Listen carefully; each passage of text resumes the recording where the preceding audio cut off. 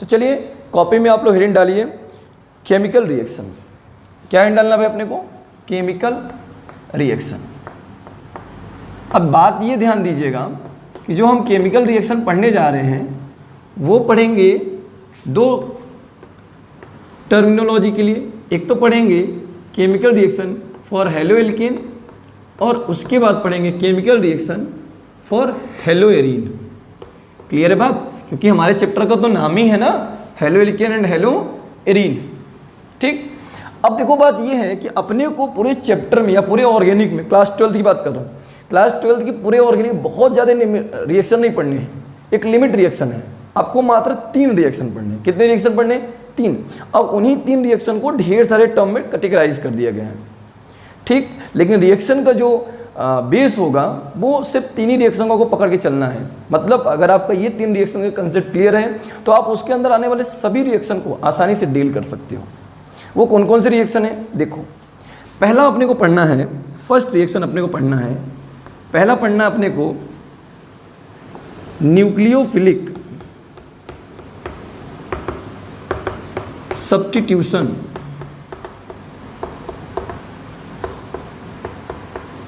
Reaction. पहला पढ़ना अपने को क्या? Nucleophilic substitution reaction. किसके लिए? हेलो एल्केन और हेलो एरीन में। इसको हमने 2 केस में स्टडी करना है, एक तो SN1 के फॉर्म में और एक SN2 के फॉर्म में। अभी मैं एक एक को इलेबोरेट करूंगा डिटेल में, ठीक है। सेकेंड अपने को पढ़ना है एलिमिनेशन रिएक्शन, एलिमिनेशन रिएक्शन, ठीक है। थर्ड अपने को पढ़ना है रिएक्शन विथ मेटल। बस इतना सा रिएक्शन अपने को इस चैप्टर के अंदर पढ़ना है। हाँ, इन रिएक्शन के अंदर कुछ और सब रिएक्शन है, उनको भी हम लोग ध्यान से देखेंगे, ठीक।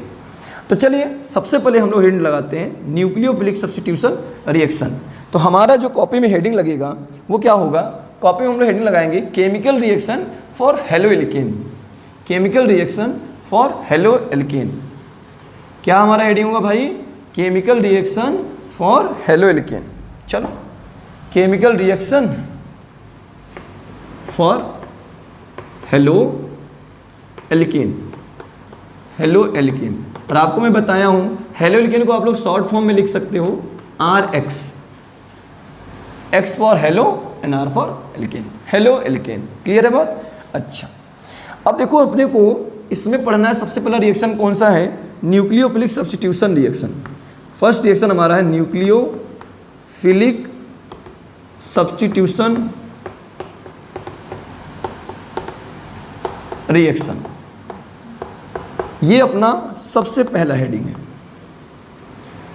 अब रिएक्शन स्टार्ट करने से पहले आप एक चीज़ का डाउट मत रखोगे आपने 11th में पढ़ा कि नहीं पढ़ा, उससे कोई मतलब नहीं है। मैं आपको एक एक चीज़ बड़े डिटेल में बताऊंगा, आपको कोई प्रॉब्लम होने वाली नहीं है।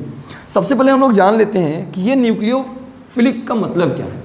देखो, न्यूक्लियोफिलिक का मतलब है ऐसा कोई रिएक्शन जो न्यूक्लियोफाइल के प्रेजेंस में हो रहा हो, तो उसको बोलते हैं न्यूक्लियोफिलिक रिएक्शन। पहले इतना समझो, ऐसा कोई रिएक्शन जो न्यूक्लियोफाइल के प्रेजेंस में हो रहा हो उसको बोलेंगे न्यूक्लियोफिलिक रिएक्शन। अगर न्यूक्लियोफाइल के कारण सब्स्टिट्यूशन हो रहा है तो उसको बोलेंगे न्यूक्लियोफिलिक सब्स्टिट्यूशन रिएक्शन। इतनी बात क्लियर हुई? अब मैं समझाता हूँ आपको न्यूक्लियोफाइल का मतलब क्या है।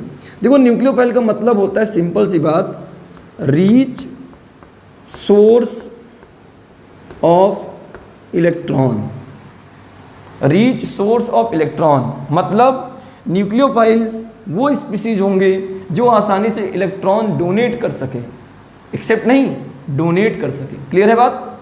न्यूक्लियोफाइल वो स्पीसीज होंगे जो आसानी से इलेक्ट्रॉन डोनेट कर सके। और आप बताओ डोनेट कौन करेगा?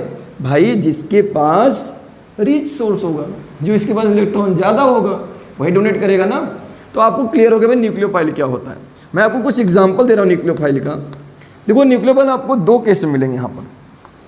एक तो मिलेगा आपको मोनोडेंटेट न्यूक्लियोफाइल और एक बाई आपको मिलेगा एम्बी डेंटेट न्यूक्लियोफाइल। अब बोलोगे सर ये क्या है, तो देखो मोनोडेंटेट का मतलब होता है ऐसा कोई न्यूक्लियोफाइल जिसमें सिर्फ और सिर्फ एक एटम के थ्रू इलेक्ट्रॉन का डोनेशन हो। मेरी बात समझो, मोनोडेंटेट न्यूक्लियोफाइल वे स्पीसीज होते हैं जिनमें सिर्फ किसी एक एटम के थ्रू इलेक्ट्रॉन का डोनेशन हो। एम्बीडेंटेट वो न्यूक्लियोफाइल होते हैं जिसके अंदर ऐसे दो एटम प्रेजेंट हो जो इलेक्ट्रॉन को डोनेट कर सकें। एग्जाम्पल समझाता हूँ, देखो इसमें मोनोडेंटल न्यूक्लियोफाइल में आपका आएगा OH माइनस, तो इसमें सिर्फ ऑक्सीजन इलेक्ट्रॉन डोनेट कर सकता है। इसमें आपका आएगा हेलोजन माइनस, इसमें आपका आएगा H माइनस, ठीक है। इसमें आपका आएगा, और इसमें हम एग्जाम्पल रख सकते हैं S-2, ये आपका डोनेट करेगा।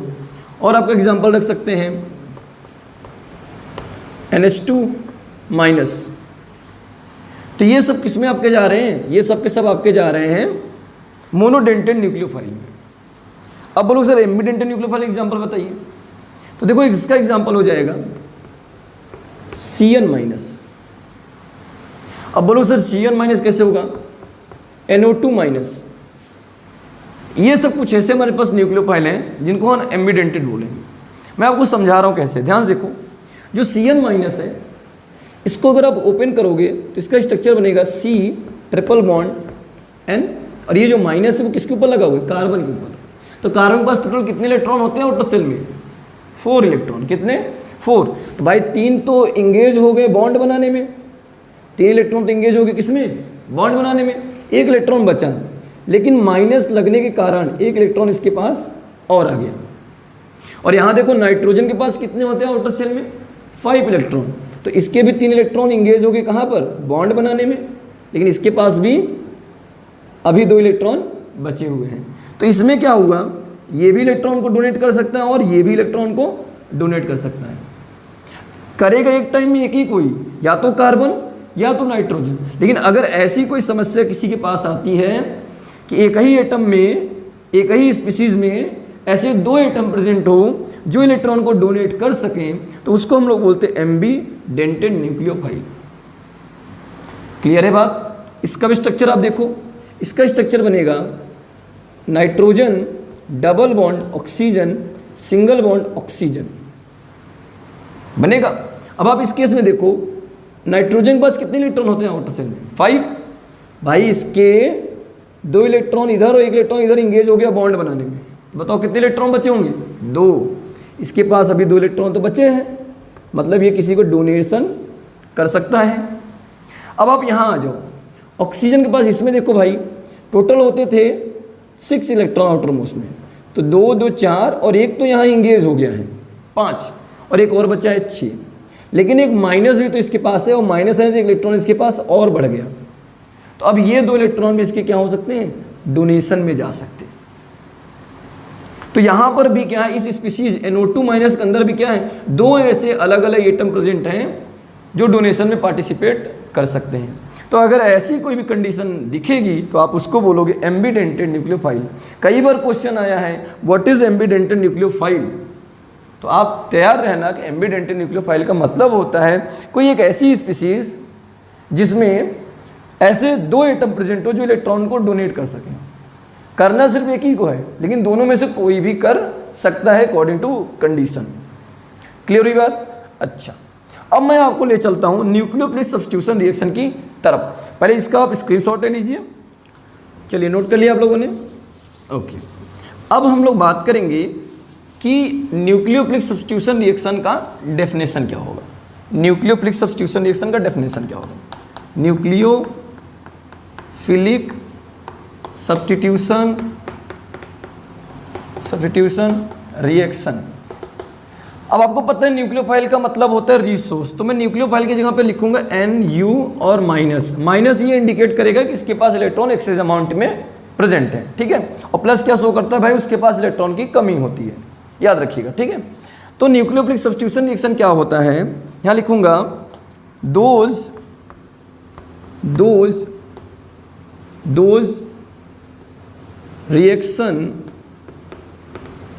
in which nucleophile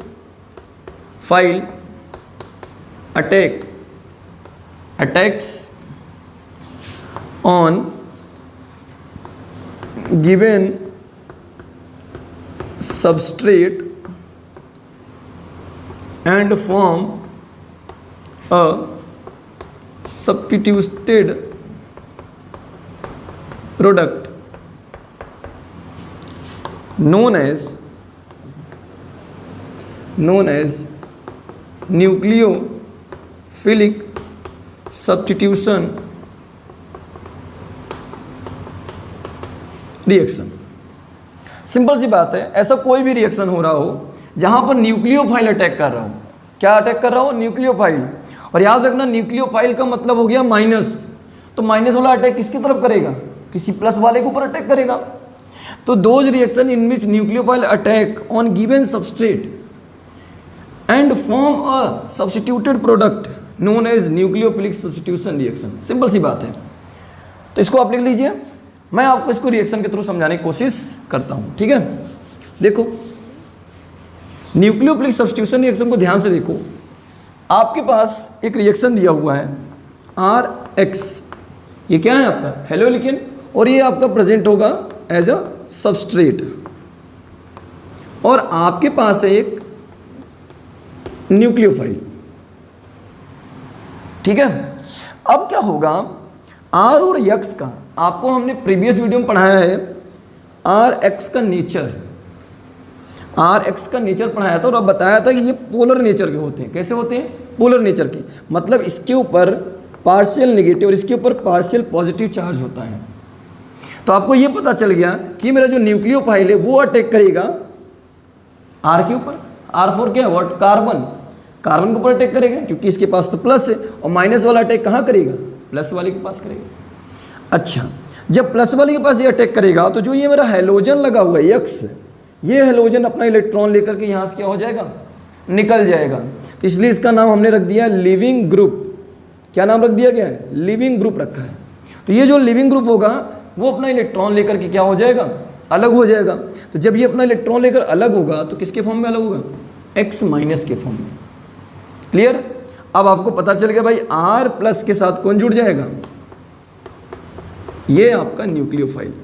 तो ये आपका होता है न्यूक्लियोफिलिक सब्स्टिट्यूटेड प्रोडक्ट। क्या होता है? Nucleophilic substituted product. तो क्लियर हुआ रिएक्शन ना भाई, कि जब कोई न्यूक्लियोफाइल अटैक करेगा किसके ऊपर? दिए हुए सबस्ट्रेट के ऊपर। ठीक है, तो उससे जो भी सब्स्टिट्यूटेड प्रोडक्ट बनेगा वो होगा न्यूक्लियोफिलिक सब्स्टिट्यूटेड प्रोडक्ट। और ये जो पूरा रिएक्शन होगा इसको हम लोग बोलेंगे nucleophilic substitution reaction. Nucleophilic substitution reaction. Clear है बात? अच्छा, अब बात ये है कि सर ये तो आपने समझा दिया, इसके कुछ एग्जाम्पल और हो जाए तो बेटर होगा ना। देखो हमारे पास ढेर सारे एग्जाम्पल है, हम आपको कुछ एग्जाम्पल दिखा रहे हैं। उसके बाद हम क्या करेंगे? इन्हीं सारे एग्जाम्पल को एक एक को डिटेल में पढ़ेंगे विथ मैकेनिज्म के साथ, जिसके लिए हमने आपको दो तरीके बताए थे, एक SN1 और एक SN2 बताया था। अभी इसके बारे में हम लोग डिस्कस करेंगे। पहले कुछ एग्जाम्पल देख लेते हैं। ठीक है, देखो मेरे पास एग्जाम्पल है, मान लो मेरे पास है RX फॉर व्हाट? हेलोलिकिन, और हेलोलिकिन के साथ हमने ले लिया NaOH। याद रखिएगा आपको, जो आपका न्यूक्लियोफाइल होगा वो आपको ढूंढना पड़ेगा। मतलब मैं ये कह रहा हूँ कि न्यूक्लियोफाइल किसी न किसी कंपाउंड के फॉर्म में ही लिखा होगा। तो आपको तो पता है कि सोडियम और ये ऑक्सीजन ज़्यादा इलेक्ट्रोनेगेटिव है सोडियम से, तो यहाँ पर आएगा प्लस और यहाँ पर क्या आएगा? माइनस। आपको न्यूक्लियोफाइल मिल गया। सब्स्टिट्यूशन किसके थ्रू होना है? न्यूक्लियोफाइल के थ्रू होना है। तो अब ये न्यूक्लियोफाइल क्या करेगा? इसके ऊपर अटैक करेगा। क्यों करेगा? क्योंकि आपको पता है यहाँ प्लस और यहाँ पर क्या है? माइनस। तो ये जो होगा वो अपना इलेक्ट्रॉन लेकर क्या हो जाएगा? अलग हो जाएगा। तो ये X माइनस और ये Na प्लस दोनों जुड़ करके फटाक से क्या बना लेंगे भाई? NaX। क्लियर है बात भाई? ये प्लस और ये माइनस जुड़कर क्या बना लेगा? NaX। और ये प्लस और ये माइनस जुड़ करके क्या बना लेगा? ROH, जिसको हम लोग बोलते हैं क्या? एल्कोहल। क्या बोलते हैं? एल्कोहल। तो यहाँ पर भी जो सब्स्टिट्यूशन हो रहा है वो किसके थ्रू हो रहा है? न्यूक्लियोफाइल के थ्रू हो रहा है। किसके थ्रू हो रहा है? Nucleophile. This is the nucleophile, और हमने यहाँ पर न्यूक्लियोफाइल पता कर लिया, और हमारा न्यूक्लियोफाइल अटैक करेगा किसके ऊपर, R फॉर व्हाट, कार्बन के ऊपर, और वहाँ से क्या होगा, ये लिविंग ग्रुप्स अपना इलेक्ट्रॉन लेकर अलग होगा, तो ये लिविंग ग्रुप इस सोडियम प्लस से जुड़ करके सोडियम हैलाइड बना लेगा, और हमारा यहाँ क्या बन जाएगा, एज ए प्रोडक्ट एल्कोहल। अच्छा, पहला एग्जाम्पल हो गया। दूसरा एग्जाम्पल हम लोग ले लेते हैं, मेरे पास है RX, और हमने यहाँ पर ले लिया, मान लो मेरे पास यहाँ पर है H2O, और मैं इस H2O को दो पार्ट में लिख देता हूँ, HOH। H2O को मैं इस तरीके से लिख देता हूँ। तब देखो क्या होगा, दिमाग आपका काम तुरंत क्या होगा कि सर इन दोनों में ऑक्सीजन ज़्यादा इलेक्ट्रोनेगेटिव है, तो ये माइनस रखेगा, और सर ये प्लस, और ये मेरा जो ये माइनस वाला स्पीसीज है वो अटैक कर देगा इसके ऊपर, R के ऊपर, तो ये जो मेरा हैलोजन होगा वो क्या हो जाएगा, अपना इलेक्ट्रॉन लेकर के अलग हो जाएगा, क्योंकि हमें ये पता है इसके पास माइनस और इसके पास क्या है, प्लस है। अच्छा, माइनस प्लस क्यों आता है, क्योंकि ये तो ज़्यादा इलेक्ट्रोनेगेटिव होता है, किससे, कार्बन से, और जो भी इलेक्ट्रोनेगेटिव ज़्यादा होगा उसके पास हमेशा क्या रहेगा, माइनस रहेगा, और बगल वाले के पास क्या आएगा, प्लस। तो यहाँ पर मालूम हो गया भाई ये माइनस है, इसके पास प्लस है, तो माइनस वाला ही अटैक करेगा, क्योंकि हमारे रिएक्शन का नाम क्या है, न्यूक्लियोफिलिक सब्स्टिट्यूशन रिएक्शन। तो अब ये न्यूक्लियोफाइल अटैक किया इसके पास, तो क्या हुआ, हमारा जो लिविंग ग्रुप था वो अपना इलेक्ट्रॉन लेकर अलग हो गया, तो ये माइनस और ये प्लस क्या बन गया, HX, हाइड्रोजन हैलाइड, और हमारा मेन प्रोडक्ट किसके थ्रू बनेगा, न्यूक्लियोफाइल के थ्रू, तो ये हमारा फिर से क्या बन गया, ROH, जिसको हम लोग अगेन क्या बोलेंगे, एल्कोहल। तो ये हो गया हमारे कुछ रिएक्शन। हम और कुछ रिएक्शन लेते हैं। तीसरा रिएक्शन ले रहे हैं, मान लो मेरे पास RX है और हमने ले लिया KCN, पोटेशियम साइनाइड। अब जो पोटेशियम होता है वो क्या होता है, एक्टिव होता है, तो ये आयनिक कंपाउंड बनाता है, क्या बनाता है, आयनिक कंपाउंड। तो पोटेशियम और कार्बन, और ये नाइट्रोजन, नाइट्रोजन क्या होता है, कार्बन से ज़्यादा इलेक्ट्रोनेगेटिव है। अब आप ध्यान दो, ये CN क्या है, अभी हम लोग बात कर रहे थे एम्बीडेंटेड न्यूक्लियोफाइल की, ये एम्बीडेंटेड है कि नहीं, यहाँ कार्बन भी डोनेट कर सकता है और नाइट्रोजन भी, लेकिन जो माइनस का चार्ज आएगा वो आएगा किसके ऊपर, कार्बन के ऊपर, मतलब इसमें जो डोनेशन होगा वो कार्बन करेगा। क्यों, क्योंकि ये क्या है, बहुत एक्टिव है, तो ये प्लस बना लेगा, और ये हो जाएगा डोनेट करने के लिए तैयार, ये इलेक्ट्रॉन डोनेट करना चाहेगा। और नाइट्रोजन ज़्यादा इलेक्ट्रोनेगेटिव है, उसको ज़रूरत नहीं इलेक्ट्रॉन डोनेट करने की, तो वो इलेक्ट्रॉन डोनेट नहीं करेगा इस केस में। तो यहाँ कौन करेगा डोनेट भाई, यहाँ पर ये माइनस करेगा इसके ऊपर अटैक, और ये अपना इलेक्ट्रॉन लेकर अलग होगा। तो बताओ आप क्या बना रहे हो, आप बना रहे हो यहाँ से RCN और प्लस KX,